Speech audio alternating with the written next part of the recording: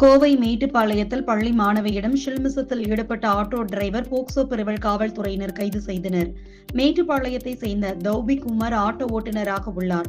தினமும் பள்ளி மாணவிகளை வீட்டில் இருந்து அழைத்து சென்று பள்ளியில் விட்டுவிட்டு மீண்டும் அழைத்துக் கொண்டு வீட்டில் விடுவது வழக்கம். அப்போது அவரது ஆட்டோவில் வந்த 14 வயது பள்ளி மாணவியுடன் பழக்கம் ஏற்பட்டு உள்ளது. தொடர்ந்து மாணவியிடம் சில்மிசத்தில் ஈடுபட்டதாக கூறப்படுகிறது. இதுகுறித்து பள்ளி மாணவி தனது தாயாரிடம் கூறி அழுதுள்ளார். பின்னர் இதுகுறித்து பாதிக்கப்பட்ட மாணவியும் அவரது தாயாரும் மேட்டுப்பாளையம் அனைத்து மகளிர் காவல் நிலையத்தில் புகார் அளித்துள்ளனர். புகாரின் பேரில் வழக்கு பதிவு செய்த அனைத்து மகளிர் காவல்துறையினர் ஆட்டோ ஓட்டுநர் தௌபி குமரை போக்சோ சட்டத்தின் கீழ் கைது செய்தனர். பின்னர் அவரை நீதிமன்றத்தில் ஆஜர்படுத்தி சிறையில் அடைத்தனர். ஆட்டோ டிரைவரிடமிருந்து 2 ஆட்டோக்களும் பறிமுதல் செய்யப்பட்டு உள்ளன. இந்த சம்பவம் மேட்டுப்பாளையத்தில் அதிர்ச்சியை ஏற்படுத்தி உள்ளது.